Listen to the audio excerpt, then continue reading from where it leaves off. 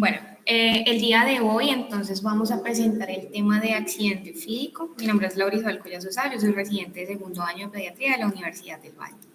El contenido de la charla es el siguiente. Inicialmente vamos a hablar unos aspectos sobre la introducción, vamos a mostrar unos datos sobre la epidemiología en el mundo y en nuestro país, vamos a hablar acerca de la fisiopatología de esta entidad y en esta parte voy a incluir la descripción de las serpientes. Vamos a hablar sobre el diagnóstico de esta entidad, cómo se trata y finalmente pues unos aspectos relacionados con la prevención.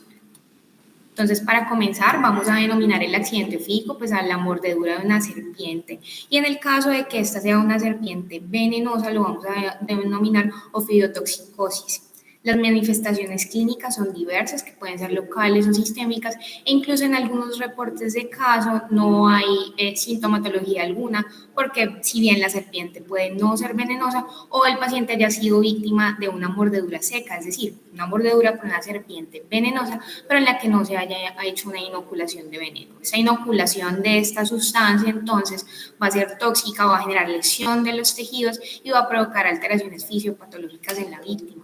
Y la frecuencia y gravedad de este evento hacen que tenga una gran importancia dentro de la salud pública. Como bien sabemos, las serpientes pertenecen a la clase reptilia y las vamos a encontrar prácticamente en cualquier lugar del mundo. Algunas de ellas van a tener un nivel de peligrosidad alto. Para Colombia existen aproximadamente 3.000 especies de serpiente, de las cuales, vamos a encontrar en el mundo 3.000 especies de serpientes, de las cuales aproximadamente 300 van a estar en Colombia y solamente 47 van a tener importancia en medicina porque van a ser venenosas para el hombre. Estas pertenecen a 3 familias, a 9 géneros y las vamos a encontrar por debajo de los 2.500 metros sobre el nivel del mar. Como dato de importancia para nuestro país, encontramos una especie marina que es la Pelamis platorus, que la vamos a encontrar exclusivamente en el Océano Pacífico y las vamos a agrupar en 3 familias de importancia para nuestro país, que van a ser la Viperidae, la Lapidae y la Coluburidae, siendo la más importante entonces la familia Viperidae desde el punto de vista médico.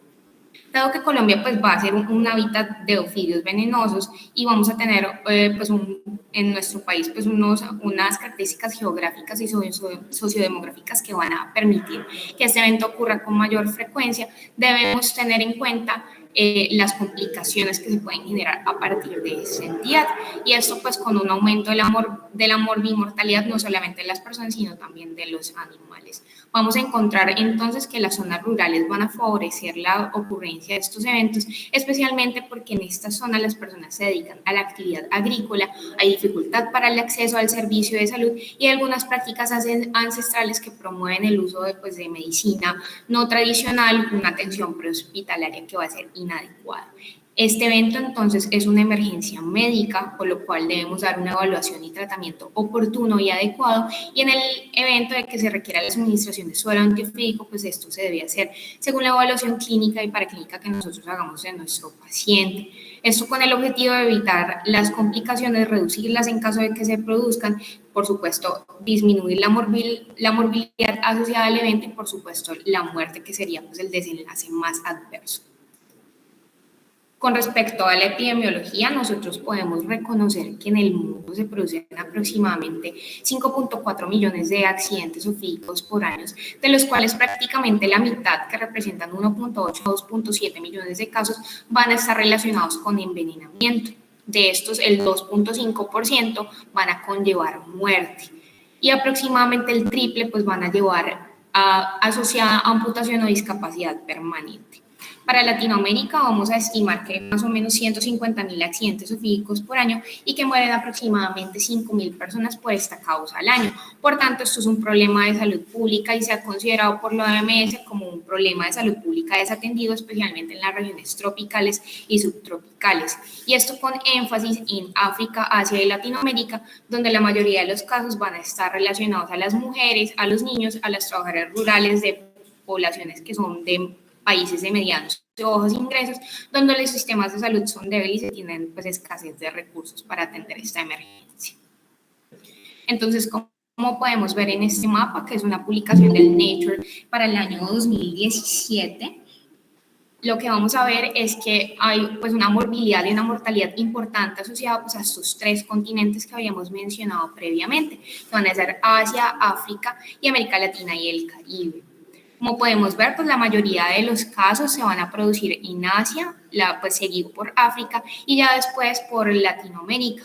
Y esto, como lo habíamos mencionado, pues es mayor en los países de bajos ingresos, donde las viviendas pues están construidas en zonas rurales y pues vamos a tener pues un acceso limitado a la educación. La mayor carga de morbilidad, entonces, vamos a verla en los pacientes en edad productiva, es decir, entre los 10 y los 40 años. Y esto pues va a estar representado pues una pérdida de años de vida útil para esta población. La mayor tasa de letalidad y de muerte la vamos a encontrar en la población menor de 5 años, especialmente hacia las regiones más pobres que van a ser Asia y África. Y esto está relacionado porque los niños pues están expuestos en estas regiones a tareas agrícolas, juegan y pues colocan las manos en madrigueras o pues pueden tener tendencia a jugar con las serpientes porque son de colores llamativos. Esto entonces pues va a generar pobreza en estas zonas en la medida en que va a producir discapacidad y muerte. Este es un estudio publicado también para el año 2017 por Yariscan y colaboradores.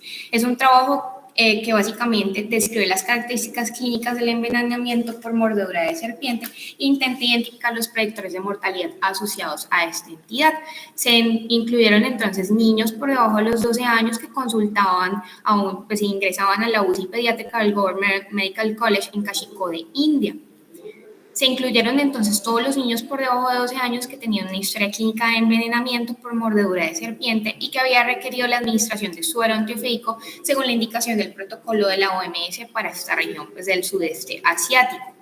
Adicionalmente, estos pacientes tenían que tener una historia clínica, un antecedente, una prueba circunstancial que los pusiera en contexto de un accidente físico, es decir, una mordedura por serpiente.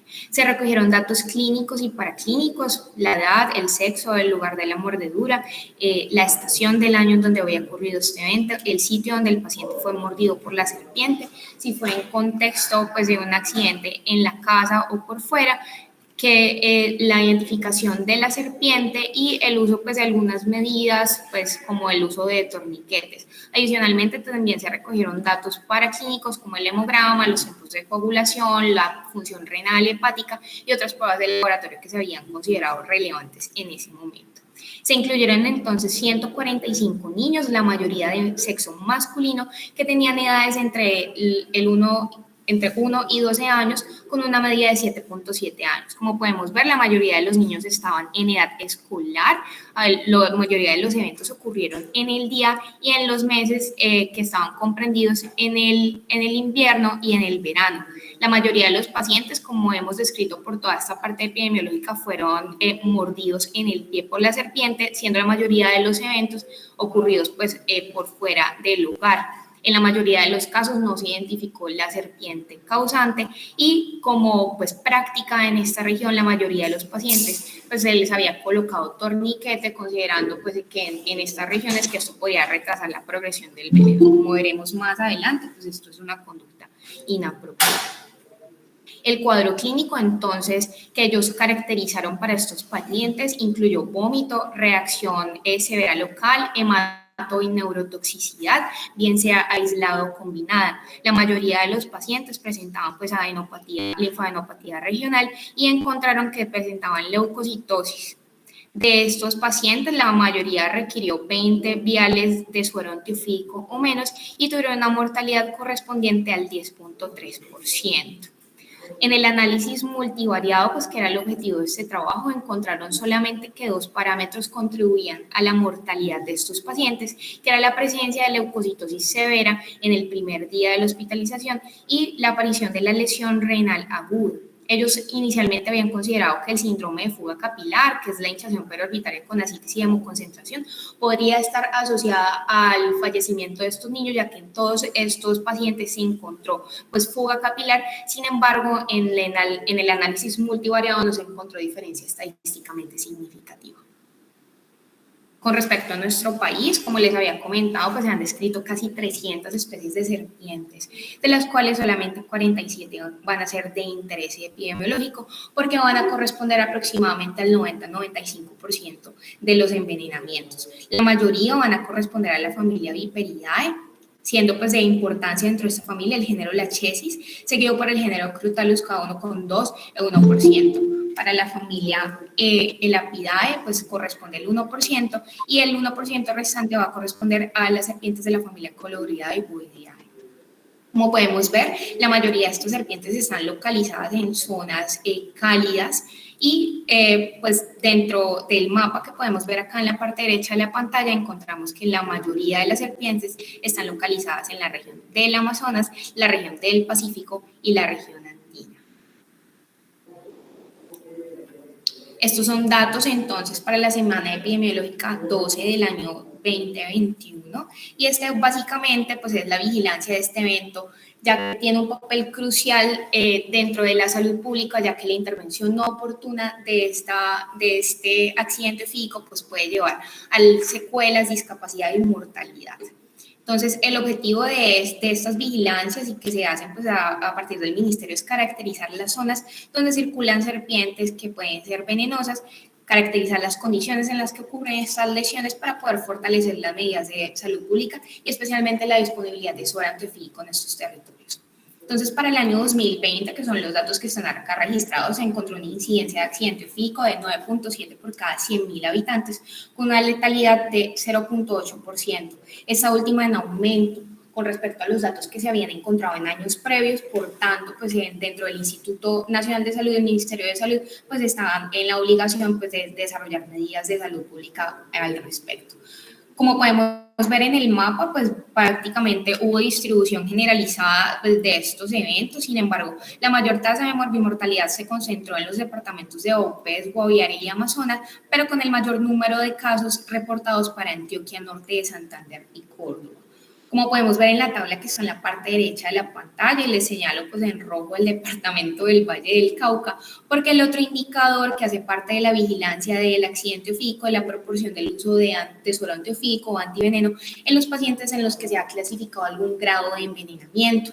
En los últimos años se ha reportado que esto no supera el 85%, para datos del año 2020 fue el 81%, encontrándose que la entidad territorial del Valle, el Quindío, el Atlántico y Cali tiene pues un porcentaje de uso menor del 50% de estos componentes.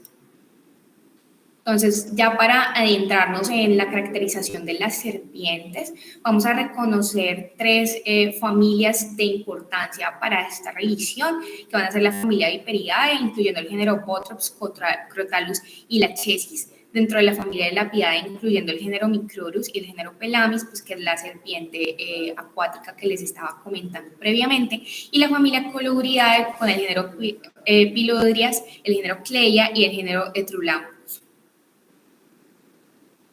Como vamos a ver en esta tabla, pues no la población general no la conoce con su nombre científico, sino que estas serpientes, pues dentro de estas comunidades van a tener un nombre característico. Nosotros usualmente lo que vamos a encontrar como motivo de consulta no es que lo picó la Botrops asper, sino que el paciente nos va a referir que lo picó la talla X o la cuatro narices.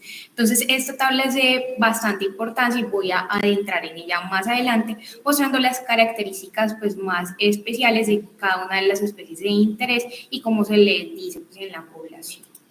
Ya para entrar pues, a describir un poco la familia Viperidae, pues vamos a categorizar este grupo de serpientes como serpientes de alta peligrosidad, ya que a ellas va a corresponder aproximadamente el 90% de los accidentes ofídicos reportados en nuestro país. Vamos a contar entonces con 18 especies conocidas con un mecanismo bastante eficiente de inoculación de veneno y vamos a ver, como vemos en la parte derecha de la pantalla, que van a ser de dentición selenoglifa.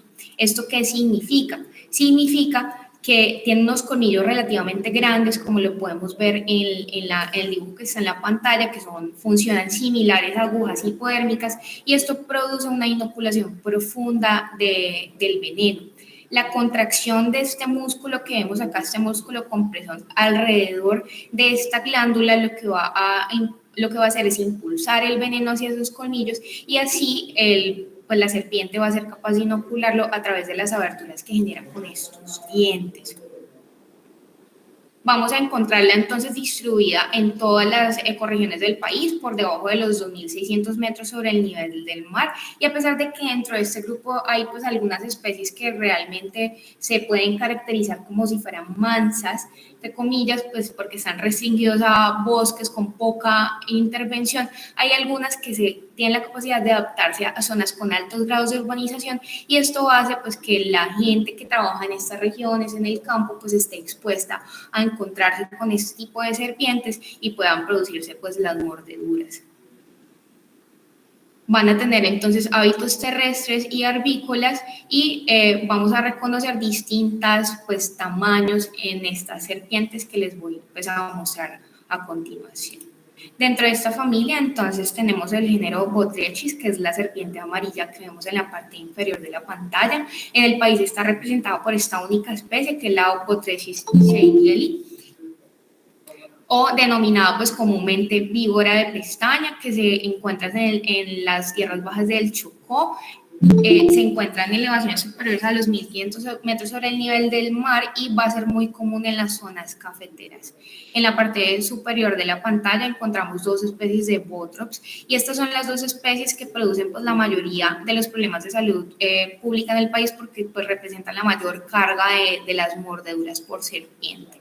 En la parte izquierda entonces vemos la Botrops asper, que es la responsable de los accidentes que ocurren en la cordillera oriental.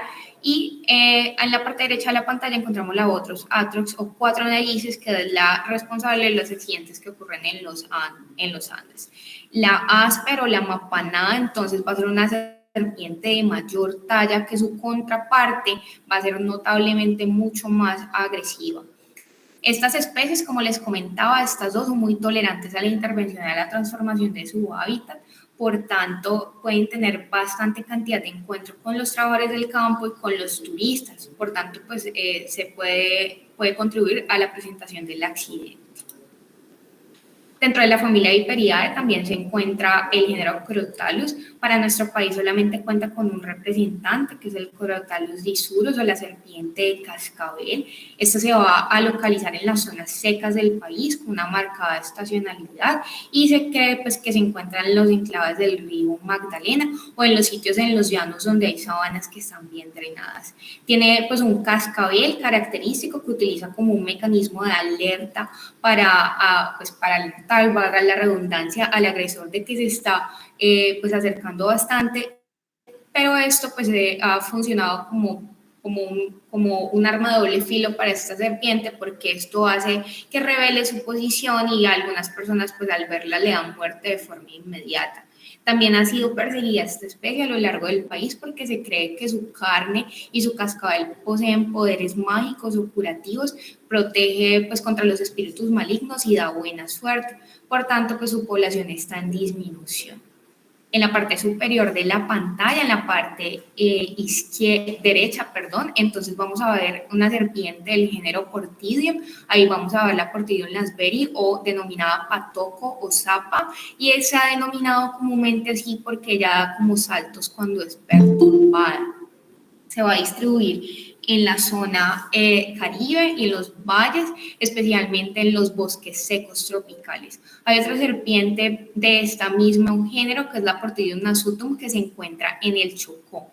Estos serpientes son de un tamaño relativamente pequeño, pocas veces miden más de 50 centímetros. En la parte inferior de la pantalla vemos la Lachesis acrocorda. Esta es una serpiente perteneciente al género Lachesis y comúnmente se les conoce como verrugosos o verrucosos, y esto es debido a la conformación de sus escamas. En Colombia vamos a encontrar entonces la Lachesis acrocorda, que va a estar en el Chocó, en Antioquia, en el sur de Córdoba y en la cuenca del río Magdalena, y la Lachesis muta, que lo vamos a encontrar hacia los Andes. Estas especies son mucho más grandes que las anteriores, llegando a alcanzar hasta los 3.5 metros. Entonces, como podemos ver acá en esta tabla, vamos a tener pues una distinción entre las serpientes que realmente son venenosas, que pertenecen a la familia Viperidae o víboras, y las no venenosas, que pues van a denominarse como culebras o boas. Entonces, acá vamos a ver que en la parte izquierda del dibujito que vemos acá en pantalla, las escamas son diferentes, van a ser pues más tuberculares, los ojos van a tener unas pupilas más alargadas. Estas serpientes van a tener presencia de fosetada termorreceptora con los colmillos, como se los había mostrado anteriormente, pues que son estos colmillos que parecen agujas hipodérmicas, o dentición solenoglifa. Las contrapartes que no son venenosas van a tener dentición aglifa, es decir, que no van a tener pues este colmillo como en forma de aguja hipodérmica. Las cabezas de las serpientes venenosas usualmente son más triangulares y con escamas pequeñas, y en la cola algunas, pues como les había mostrado, del género Crotalus pueden tener el cascabel. Con respecto a la familia Lapidae, que son las corales verdaderas, así se les denomina comúnmente, incluye aproximadamente 29 especies de serpientes. Estas serpientes pues no son tan abundantes como la familia anterior en el país, porque ellas se van a alimentar de otras serpientes pequeñas, de otros grupos de anfibios y algunos invertebrados, que son animales poco abundantes, por lo cual pues estas serpientes no son tan abundantes como las anteriores. No van a exceder los 50 centímetros en su gran mayoría, pero hay algunas que pueden llegar a medir hasta 1,5 metros. Presentan una alta distribución, pero pues no todas las especies que van a componer este grupo están localizadas a lo largo de todo el país. Como podemos ver, pues tienen distintos nombres.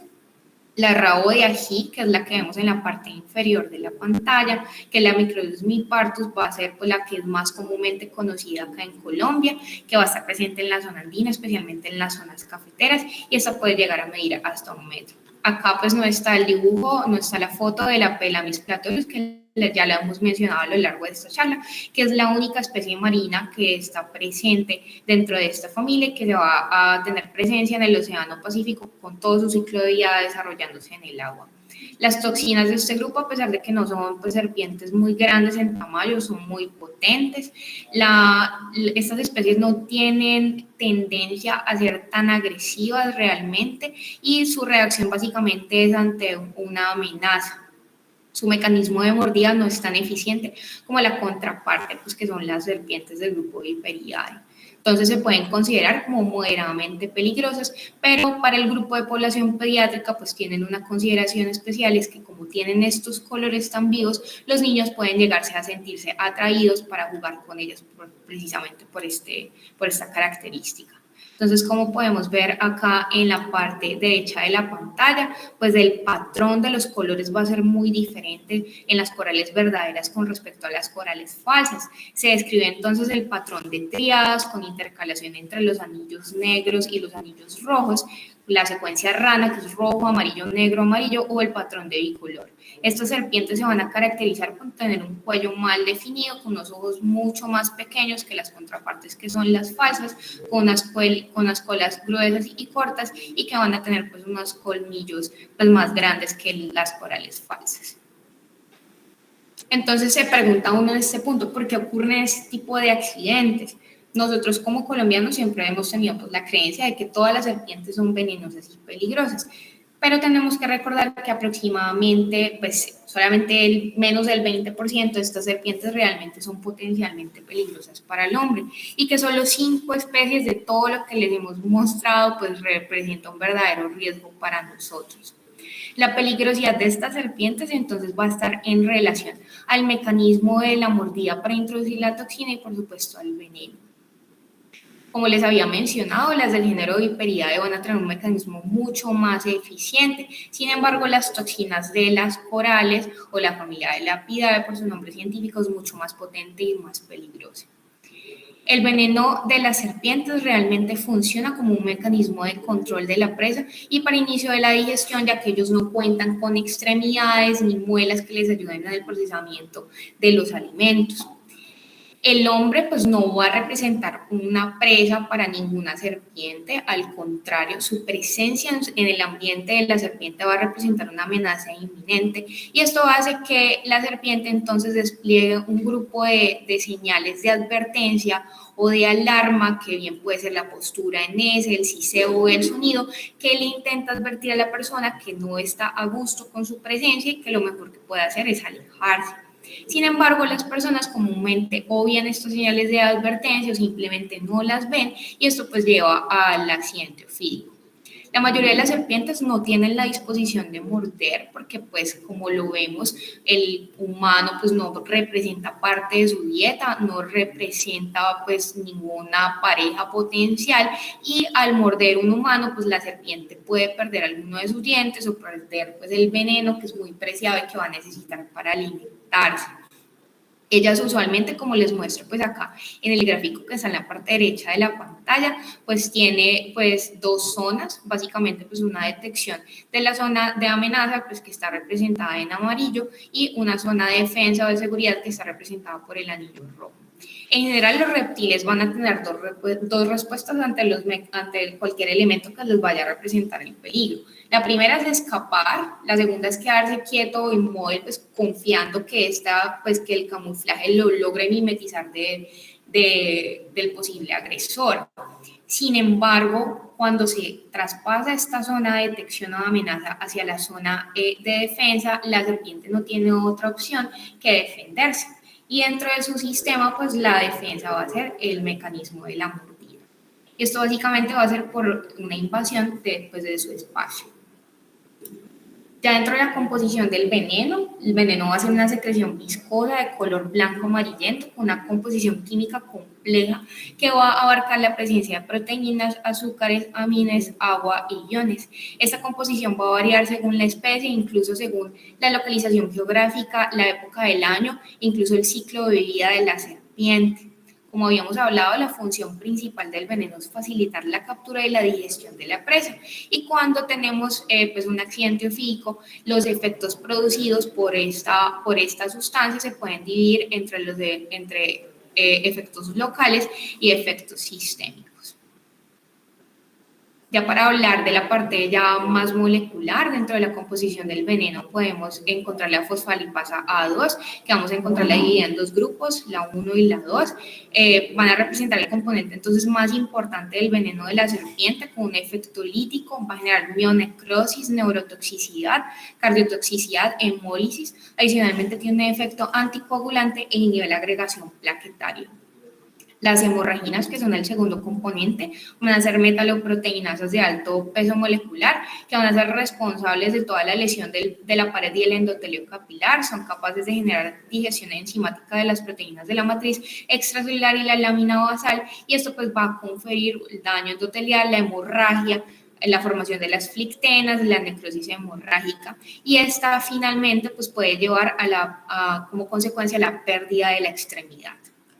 Con respecto a las neurotoxinas, vamos a encontrar dos clases, la alfa y la beta. Su mecanismo de acción básicamente es la afectación de la unión neuromuscular con la producción de una parálisis flácida.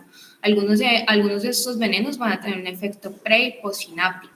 Hay algunos otros tipos de neurotoxinas, como las fasciculinas, que tienen un efecto inhibidor de colinesterasa, las dendrotoxinas, que van a bloquear los canales de potasio, van a aumentar la liberación de acetilcolina, y las capatoxinas, que van a producir un efecto sobre el sistema nervioso autónomo con todos los efectos neurotóxicos asociados que vamos a ver pues, más adelante. Con respecto a las miotoxinas, vamos a encontrar pues, las de bajo peso molecular como la creotamina, las cardiotoxinas que van a ser características de los elápidos y vamos a encontrar pues, las fosfolipasas miotóxicas que van a ser las neurotóxicas y las no neurotóxicas.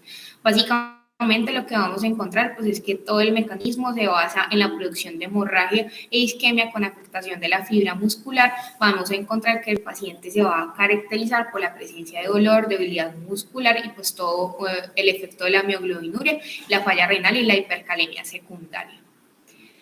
Ya como componente siguiente encontramos las aminas biogénicas y las sustancias preinflamatorias. Básicamente lo que se produce después de la inoculación del veneno es que vamos a encontrar una liberación de estas sustancias con liberación de histamina secundaria por la desgranulación de los mastocitos. Vamos a ver un aumento de la bradykinin por acción de las proteasas y se van a potenciar la síntesis de los derivados del ácido araquidónico como las prostaglandinas, los leucotrienos y los tromboxanos. Esto va a facilitar pues entonces la migración de las células proinflamatorias. Ya dentro de las nefrotoxinas, pues vamos a encontrar que bien puede ser un daño renal directo con glomerulonefritis hemorrágica, necrosis tubular aguda o necrosis cortical, o un daño secundario de la hipovolemia, la hipotensión y la rhabdomiolisis que lleva al paciente a injuria renal aguda. De acuerdo entonces a la especie a la que pertenezca la serpiente, vamos a encontrar un efecto diferencial del veneno, como podemos ver en la tabla que está en la parte izquierda de la pantalla. Las serpientes pertenecientes al género Bothrops, Bothropsis y Portidium van a tener un veneno con acción proteolítica, coagulante, nefrotóxica y vasculotóxica. Las del género Lachesis van a tener una acción proteolítica, coagulante, vasculotóxica con un efecto vagal bastante importante. Las del género Crotalus van a tener una acción neurotóxica, nefrotóxica y vasculotóxica con un efecto coagulante también, y las del género Microdus van a tener básicamente pues una acción neurotóxica. Esto va a depender también de la cantidad de veneno que haya sido inoculada, de la zona del cuerpo donde el paciente haya sido mordido, del tamaño de la herida, por supuesto del tamaño de la serpiente, considerando pues que a serpientes más grandes se ve una inoculación mayor de veneno, y por supuesto de la edad del paciente por todas las consideraciones que hemos planteado anteriormente. Todo esto entonces influye en la absorción y en los efectos que vamos a tener sobre nuestro paciente.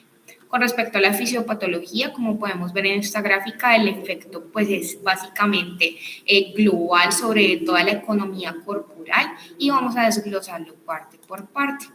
Con respecto al daño tisular que se produce por el veneno, la mayoría de los venenos, especialmente los vipéridos y algunos elápidos, van a generar daño tisular local.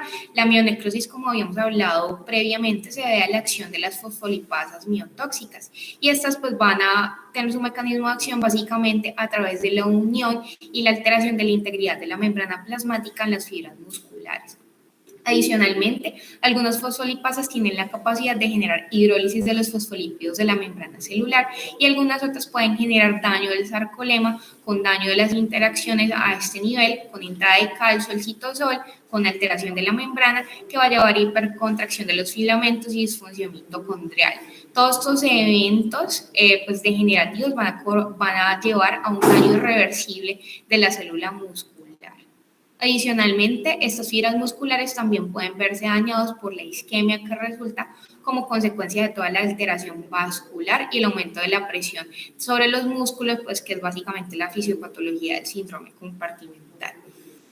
Adicionalmente a eso, los venenos de los vipéridos van a afectar pues, la fibra muscular, la vasculatura y los nervios. La regeneración de estos tejidos se va a ver afectado y pues se van a ver secuelas permanentes a este nivel. Vamos a encontrar entonces también un daño microvascular que va a estar en relación pues, a la liberación de toda esta pues, respuesta inflamatoria sistémica con un aumento de la permeabilidad y pues esto va a producir liberación de ATP y activación de receptores purinérgicos que van a contribuir aún más al daño microvascular. Con respecto al compromiso cardiovascular, vamos a encontrar miotoxicidad como resultado directo de la acción del veneno sobre el miocardio y toda esta cascada inflamatoria que hemos discutido previamente. Adicionalmente, pues puede generarse hipotensión a partir pues, de la acción de la bradiquinina, de los péptidos natriuréticos, de las fosfolipasas, las proteasas y algunos factores que actúan sobre el endotelio vascular. La hipotensión entonces puede reflejarse en hipovolemia por el aumento de la permeabilidad vascular, por la pérdida de líquido hacia los tejidos, la depresión miocárdica y por supuesto las reacciones de anafilaxis que están relacionadas a esta entidad. Con respecto a la neurotoxicidad, los venenos de la mayoría de las especies de los elápidos y algunos vipéridos en particular van a contener tener neurotoxinas que van a condicionar una parálisis neuromuscular flácida ascendente, como la podemos ver en la foto pues, que está en la parte derecha de la pantalla. Esta va a condicionar un compromiso vulvar que va a comprometer los músculos de la boca y la garganta, que van a ser responsables de la deglución, y los músculos que están involucrados en toda la mecánica ventilatoria. Vamos a encontrar entonces que va a haber un efecto sobre la placa sináptica con hidrólisis de los fosfolípidos, como por los mecanismos que hemos discutido anteriormente, y pues esto va a generar esta parálisis que va a terminar en que el paciente pues, tenga la necesidad de tener soporte ventilatorio. Esto es una complicación potencialmente mortal que nosotros tenemos que reconocer a tiempo, ya que después de que las neurotoxinas pues ya están intracelulares, ya no, pues el efecto no es fácilmente reversible. Con respecto a la parte hemodinámica, pues vamos a encontrar dos manifestaciones, básicamente hemorragia y coagulopatía, reconociendo que en los venenos de los vipéridos las principales toxinas responsables de la hemorragia van a ser las metaloproteinases. Estas básicamente por unión a microvasculatura que van a dañar las uniones célula a célula, pues las tight junctions, y van a dañarse pues, algunos sustratos claves de la membrana basal del endotelio. Esto genera pues, básicamente un debilitamiento mecánico de la pared con extravasación del contenido. Adicionalmente, pues en la parte ya de la coagulopatía vamos a encontrar pues, la presencia de algunas enzimas que van a promover la coagulación y que van a actuar directamente sobre la cascada de la coagulación, como lo son las metaloproteinases y las proteínas tipo serina. Estas van a tener pues acción sobre el factor 5, el factor 10 y la protrombina. Adicionalmente se va a producir hidrolización del fibrinógeno y la fibrina y se puede inducir una coagulopatía de consumo con difibrogeninización y en coagulabilidad, que la vamos a ver reflejada pues, en el prolongamiento de los tiempos de coagulación y en la prueba del todo a nada que les voy a mostrar posteriormente. Adicionalmente, algunas especies de serpientes pues, tienen algunas metaloproteinases que van a contribuir a la disminución de algunas de la serie plaquetaria, y esto pues aumentando aún más el riesgo de sangrado y fenómenos hemorrágicos asociados. El compromiso renal de esta patología pues se ve básicamente en una lesión que está mediada por citoquinas proinflamatorias, y como habíamos discutido previamente, esta nefrotoxicidad puede ser directa por este mecanismo con degeneración y atrofia del glomérulo. El otro mecanismo entonces va a ser secundario a la disminución de la perfusión renal por toda la alteración hemodinámica que hemos visto anteriormente, con depósito de microtrombos y acumulación de mioglobina en los glomérulos. Entonces, ¿cómo hacemos el abordaje de estos pacientes? Cuando llega un paciente al servicio de urgencias, es probable que nosotros no vayamos a reconocer pues, la mordedura de serpiente por el gran edema que tiene pues, el paciente en la extremidad. Por tanto, debemos hacer pues, una anamnesis bastante completa para poder reconocer que lo que tuvo el paciente fue un accidente ofídico. Hay varias preguntas básicas que debemos hacer y se deben consignar en la historia clínica. Lo primero es dónde fue que la mordió la serpiente, siempre haciendo un examen acucioso de la extremidad del paciente y siempre preguntando acerca de qué tratamientos previos al ingreso hospitalario recibía este paciente, haciendo énfasis pues, en la medicina tradicional y el uso de torniquetes. Lo siguiente es cuándo fue mordido, es decir, si la mordedura fue reciente, fue muy reciente, puede que el paciente todavía no tenga sintomatología. ¿Qué estaba haciendo cuando lo mordieron? Esto para reconocer las circunstancias en las cuales se produce el accidente. ¿Dónde está la serpiente que lo mordió o a qué se parecía? En algunas comunidades, pues los pacientes son capaces de reconocer y decirte, no, me picó, por ejemplo, una talla o fue tal serpiente. Entonces, al reconocer la serpiente, nosotros podemos hacer el diagnóstico con más facilidad. Y lo último es cómo se está sintiendo en este momento. Los niños van a plantear entonces un desafío particular, ya que es posible que nosotros no tengamos una historia clínica completa. Por tanto, el contexto y algunos hallazgos específicos al examen físico nos pueden proporcionar pistas sobre el diagnóstico. En ausencia de la observación de la mordedura o la identificación de la especie, la presentación clínica del paciente, la apariencia de la herida y el curso clínico de la entidad nos puede ayudar a diagnosticar el envenenamiento y más o menos saber qué género de serpiente fue el que mordió a nuestro paciente. Con respecto a las características clínicas de las mordeduras por especies de la familia Viperidae, vamos a encontrar manifestaciones locales y manifestaciones sistémicas. Dentro de las manifestaciones locales vamos a encontrar dolor, edema, eritema, linfangitis, sangrado, ampollas, equimosis, necrosis de los tejidos blandos y de los músculos, y se puede generar infección secundaria. Dentro de los efectos sistémicos vamos a encontrar síncope con colapso y pérdida transitoria de la visión y de la conciencia, hipotensión y shock, arritmias, diátesis hemorrágica con sangrado sistémico y afectaciones organoespecíficas que bien pueden ser renales, de neuromiotoxicidad, trombosis o síntomas anafilácticos que van a desarrollarse como si fueran manifestaciones autonómicas. Para las mujeres en embarazo se puede producir incluso aborto. Entonces, este es el protocolo pues, de clasificación para las mordeduras de serpientes del género Botrops, y este pues, va a ser el de mayor importancia porque pues, corresponde a la mayoría. La forma leve pues, es la más común, pues, corresponde a la mayoría y se caracteriza por la presencia de dolor, edema y eritema leve en un paciente que solo tiene un compromiso pues, muy segmentario del miembro, con una manifestación hemorrágica muy discreta o ausente y que no tiene alteraciones de los tiempos de coagulación. El estado moderado pues, va a ser un paciente que tiene algo más de dolor y que va a sobrepasar el segmento anatómico mordido, que se puede acompañar o no de manifestaciones hemorrágicas locales, pero no sistémicas, y puede presentarse conflictenas. Ya el paciente con un cuadro grave pues tiene edema local duro, intenso y extensivo que puede llegar a comprometer todo el miembro, incluso hasta el tronco, y se acompaña de dolor intenso. En esta evolución pueden producirse pues, síndrome compartimental, y este paciente sí va a tener manifestación sistémica con un compromiso del estado general. Con respecto al accidente lachésico, realmente pues es poco frecuente en Colombia y las manifestaciones clínicas van a ser semejantes a las descritas en el accidente ootrópico, con predominio del dolor y el edema que puede llegar a abarcar todo el miembro. Pueden aparecer también vesículas y las manifestaciones sistémicas van a ser similares a las del accidente ootrópico. Sin embargo, dado que este veneno tiene una acción neurotóxica, esta va a ser la principal diferencia. Va a producirse entonces todo un cuadro vagal con bradicardia, sudoración, náuseas, vómito, hipotensión. Y esto puede llevar al paciente rápidamente a un estado de shock.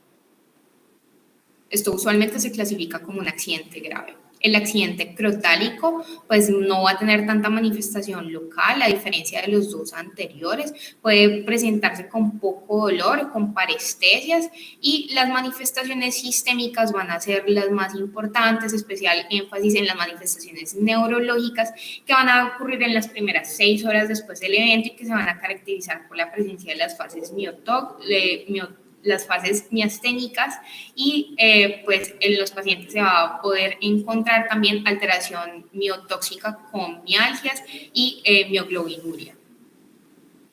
Dentro de la familia Lapidae, entonces vamos a encontrar que las mordeduras por esta familia va a caracterizarse por la presencia del síndrome neurotóxico, que se presenta con parálisis flácida, que se ve como vemos en la parte inferior de la pantalla, con tosis bilateral y oftalmoplegia.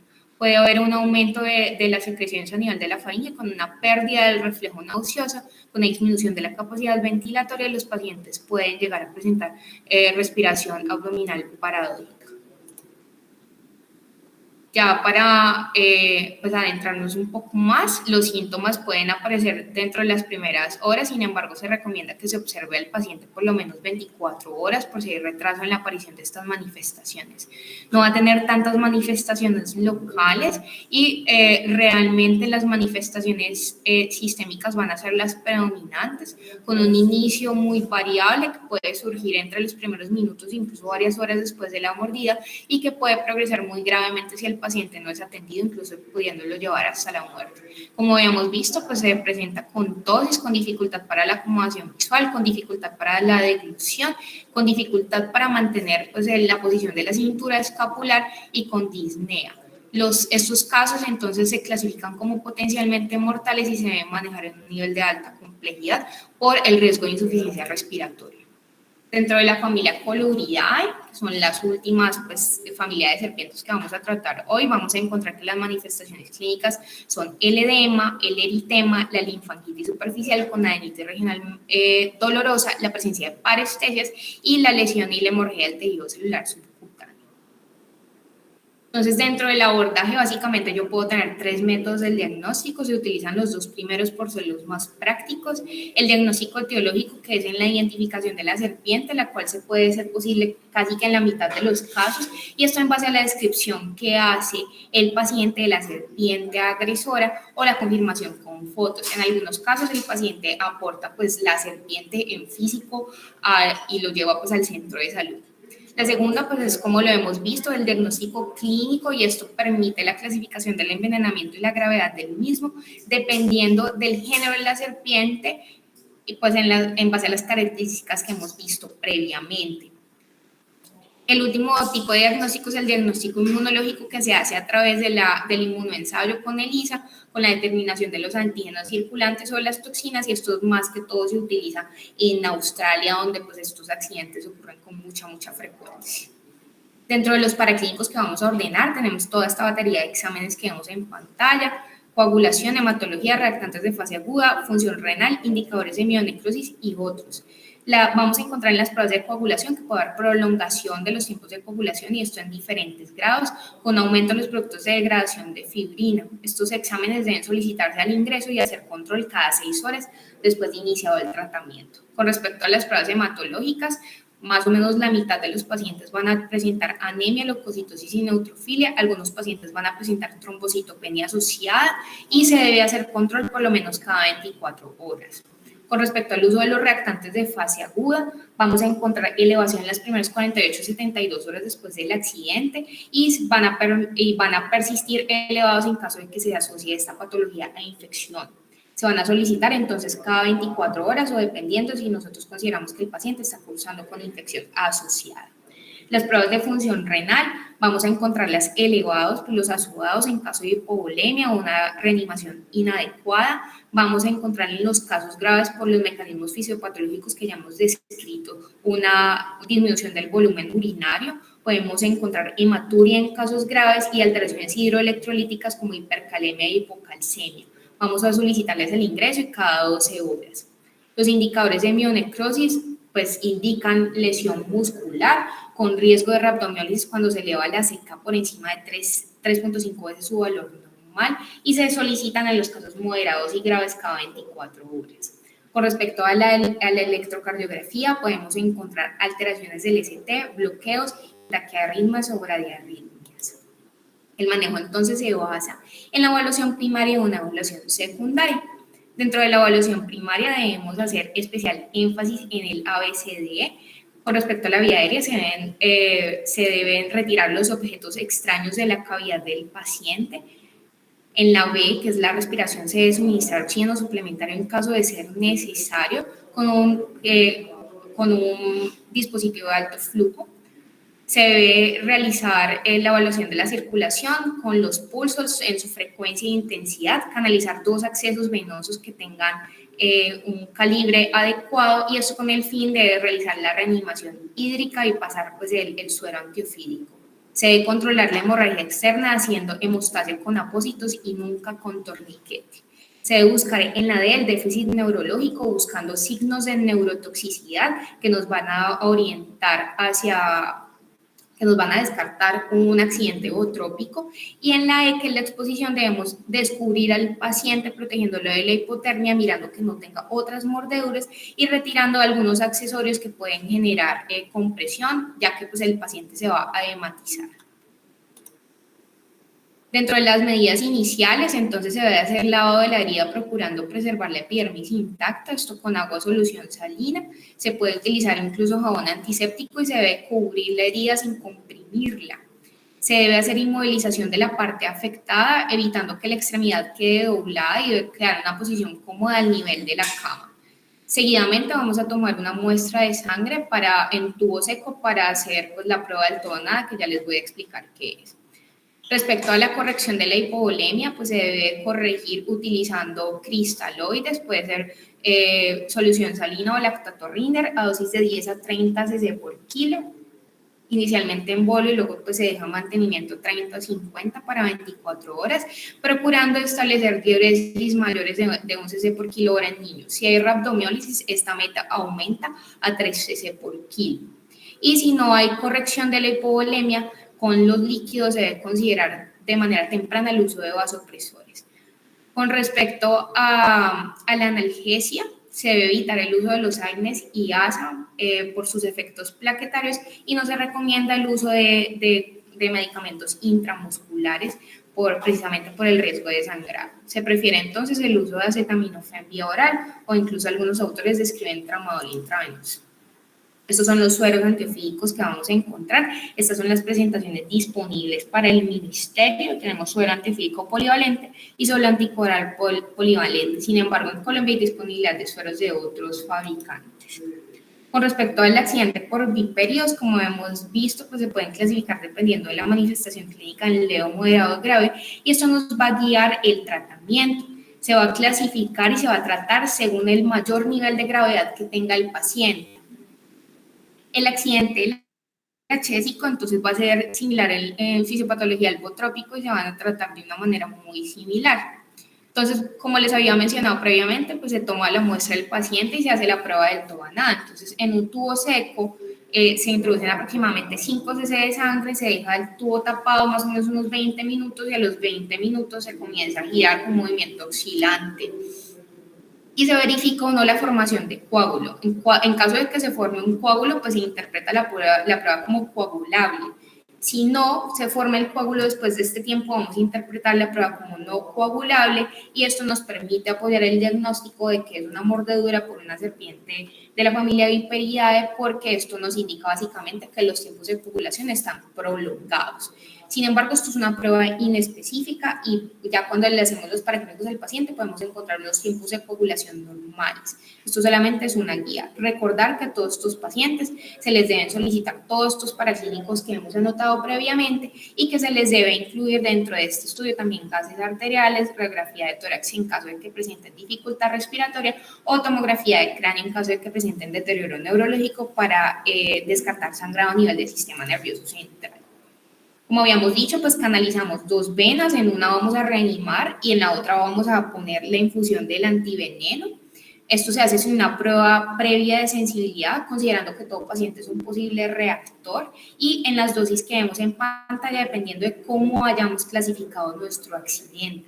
¿Cómo entonces se prepara esto? Se reconstituye la solución, pues se subiendo en un polvo, se reconstituyen en 10 cc de agua destilada que va a proveer el fabricante y esto lo vamos a diluir en aproximadamente 100 o 250 cc de solución salina, 100 para los niños, 250 para los adultos. Vamos a iniciar el goteo a una velocidad de 10 a 15 gotas por minuto y si en 10 minutos no hay reacción, entonces consideramos que el paciente no va a hacer reacción y terminamos de pasar la infusión en media hora o 1 hora.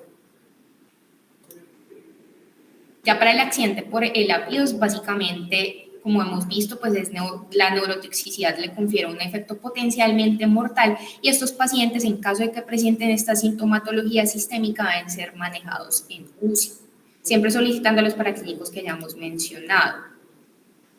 Vamos entonces a tratarlos con más o menos 5 o 10 ampollas, considerando que los pacientes deben recibir el medicamento en las 2 primeras horas de haber ocurrido el evento, que es el tiempo de máxima utilidad. Sin embargo, se ha mostrado eficaz hasta 24 horas después del evento.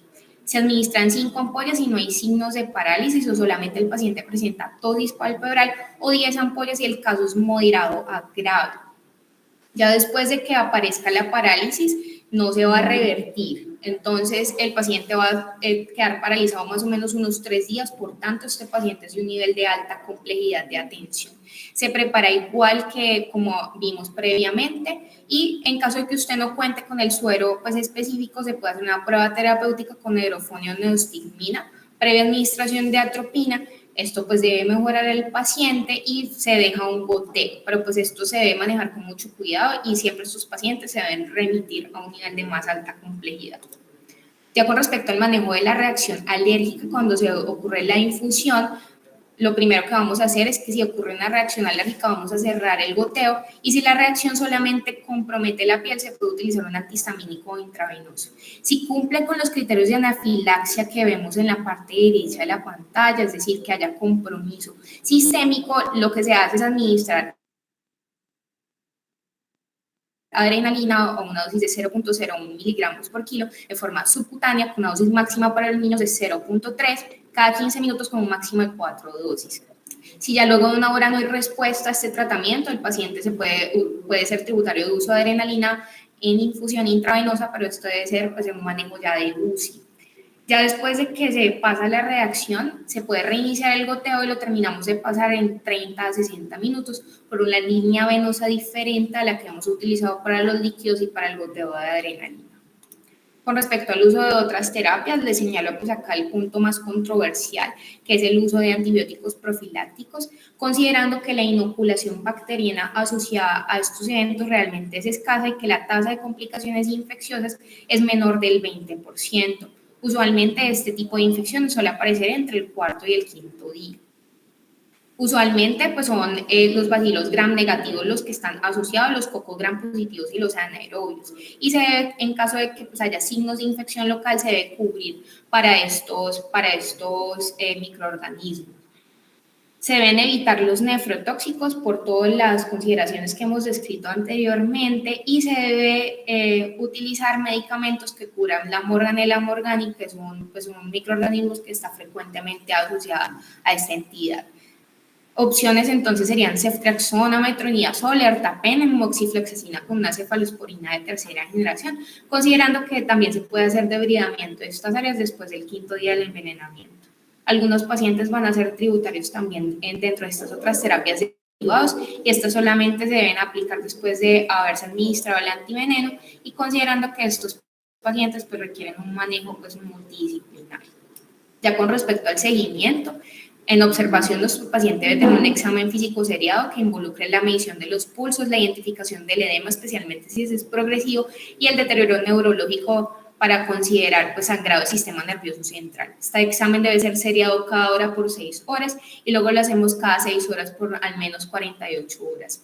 Los controles de paraclínicos, como los habíamos mencionado previamente, mínimo plaquetas sin función renal cada 24 horas de haber iniciado el tratamiento o a necesidad de la condición del paciente. Con respecto pues, al uso de dosis adicionales de suero antiofídico, esta se recomienda pues cuando el esquema quedó incompleto, cuando hay una clasificación que cambia, es decir, un paciente que inicialmente yo lo clasifiqué como leve y ahorita pues está, por ejemplo, mostrando manifestaciones de un cuadro moderado o severo, yo le completo las dosis que le faltan, sangrado activo que no corrige después de haber administrado el suero más o menos en unas 12 horas o tiempos de coagulación que están persistentemente prolongados a las 24 horas de haber aplicado el suero antiofídico. Con respecto a las complicaciones, encontramos complicaciones locales, complicaciones sistémicas y complicaciones relacionadas con el tratamiento. Ya hemos hablado pues, de la anafilaxia y la reacción de hipersensibilidad. Esto básicamente pues, se produce con reacciones de anafilaxia tipo 1, 2 y 3 y está también relacionada a la enfermedad de suero y la nefropatía por complejos inmunes que deben ser manejadas en niveles de alta complejidad. Con respecto a las manifestaciones locales, las complicaciones locales, pues la infección, la necrosis y el síndrome compartimental, al cual me voy a referir a continuación, y se puede producir déficit funcional. Y entre las manifestaciones sistémicas podemos encontrar la inmunidad renal aguda con deterioro neurológico a expensas de sangrado del sistema nervioso central. Y en una charla previa habíamos hablado de síndrome compartimental, simplemente recordar pues, que esta básicamente pues, es un edema tenso del tejido dentro pues, de un compartimiento que está cerrado, condiciona un aumento de la presión y que nos conlleva pues a una disminución de la perfusión de este nivel. Vamos a encontrar un dolor desproporcionado respecto a la clínica y donde la medición de la presión de este compartimiento nos puede ser útil, especialmente cuando el diagnóstico no es clínicamente evidente. La fasciotomía continúa siendo bastante controversial, especialmente en contexto de accidente ofídico, y sin embargo se debe considerar cuando las presiones son clínicamente significativas, es decir, exceden los 30 milímetros de mercurio, a pesar de que se ha dado toda la medida de soporte y el tratamiento adecuado con suero antiofídico. Ya para terminar, vamos a dar, pues, con respecto a la prevención, siempre en zonas rurales, debemos utilizar botas, especialmente de caña alta, tener mucho cuidado donde, pues, manipulamos ante un encuentro, siempre evadir la serpiente y no molestarla, y tener un manejo adecuado de basuras porque ellas, pues, pueden presentarse en estos sitios. La estrategia, entonces, de la OMS es, pues, básicamente establecer una serie de medidas que permitan mantener y asegurar la disponibilidad de los sueros antiofídicos, realizar campañas como estas de educación para prevenir que ocurran estos accidentes y colaborar con todos los entes gubernamentales para que el accidente no, pues, siga representando tanta morbimortalidad como lo hemos visto anteriormente. Entonces, ya para concluir, vamos a reconocer que el accidente ofídico es una emergencia médica. Hay una gran biodiversidad en Colombia y la mayoría de los accidentes van a ser por viperios, especialmente el potro. Los niños van a ser una población muy susceptible por todo lo que hemos visto anteriormente. El compromiso va a ser multisistémico. El abordaje, entonces, debe ser completo, con una terapia dirigida, con el uso del suero antiofídico y un seguimiento estrecho que nos permita reconocer tempranamente las complicaciones para prevenir las lesiones asociadas y, por supuesto, disminuir la morbimortalidad. Muchas gracias.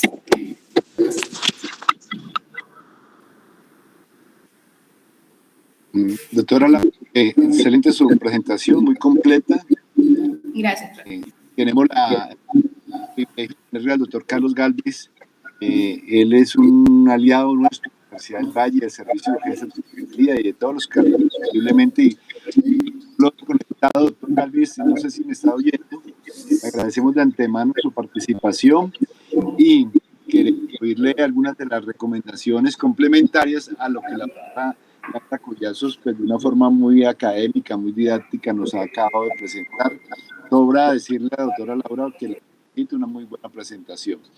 Doctor Galvis, bienvenido y muchas gracias por sus observaciones de antemano. Doctor Alarcón, muchísimas gracias y siempre muy agradecido por la invitación a estos espacios y es un gusto saludarlo de nuevo. Me parece una excelente presentación. Me conecté unos pocos minutos después, creo que no me perdí casi de nada. La verdad es que muy pocas observaciones tendría, casi que ninguna. La única, digamos, que aclarar que en el caso de la Botrix, que son las que llamamos cabezas de candado, pestañonas, que se veía de color amarillo, pues es importante aclarar que esta tiene una gran variedad de morfos. Podemos encontrar en esta especie morfos verdes, mezclados de verdes con café, inclusive netamente es café, y se trata absolutamente de la misma especie. Entonces podríamos a veces considerar que son especies diferentes, pero es la misma. Y pues sí, es muy común en las zonas andinas, pues, y en los cafetales, y sobre todo mordeduras en las manos, porque es una especie netamente arborícola. Pero de lo contrario, me parece una excelente presentación desde lo biológico también, a pesar de no ser bióloga, muy bien presentado, con lo necesario y lo requerido para entender el accidente ofídico, de lo taxonómico, lo comportamental, la fisiología de los venenos, y también, pues, agradezco también ese complemento de conservación y de entender un poco las serpientes también, porque precisamente cuando hablamos de accidente ofídico estamos hablando de las situaciones complejas que las serpientes a veces ponen a los seres humanos, y eso hace que se genere un temor y un miedo mayor, y esto lleva y trae como consecuencia que, sumado a la falta de educación y de conocimiento, pues, que muchas poblaciones de estos animales los estén exterminando. Muchísimas gracias, doctora. Gracias, profe. Muy amable.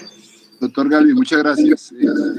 Pregunta y una pequeña observación. Nunca sobre insistir la negación del uso de torniquetes, por favor, doctores, ustedes los médicos generales que van a ir a ser rurales, el uso de torniquetes está proscrito, como muy bien nos lo insistió la doctora Laura. Segunda observación, para el doctor Galvez, esta charla va a quedar en la web, el canal de YouTube del servicio, para que pues, si usted de pronto quiere referenciarla o algo, pues ahí la va a tener disponible. Y tercero, si bien a mí me llama la atención, doctor Galvez, es que nosotros veíamos anteriormente mucho accidente físico en el servicio de urgencias.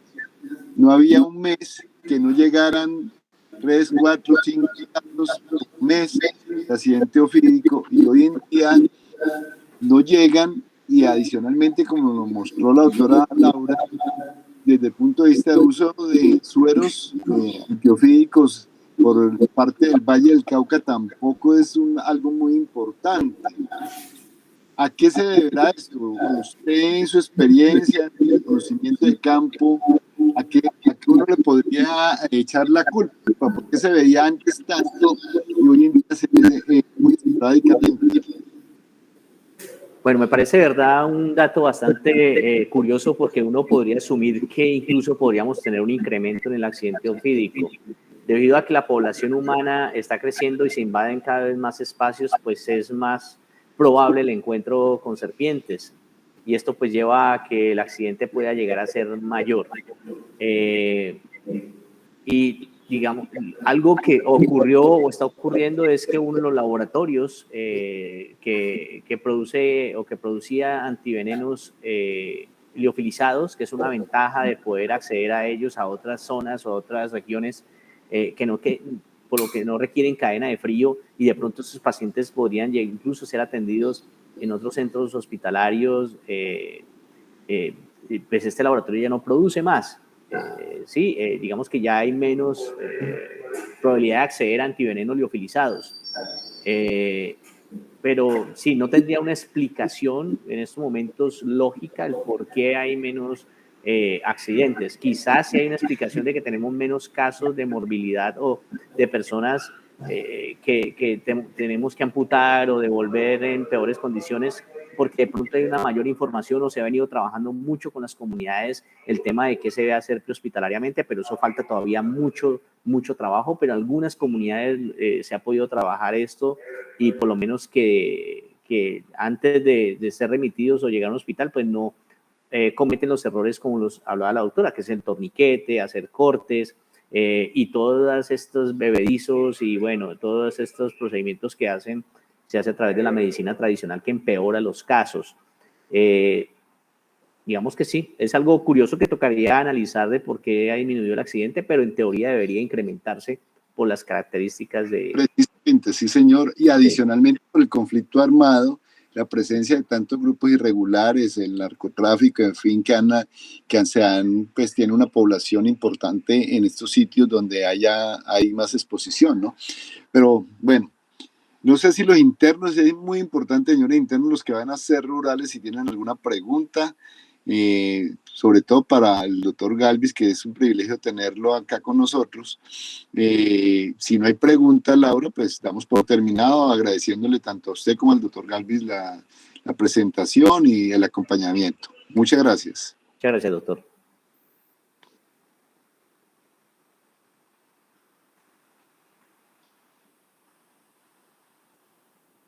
No, profe, acá no hay preguntas del auditorio. Listo.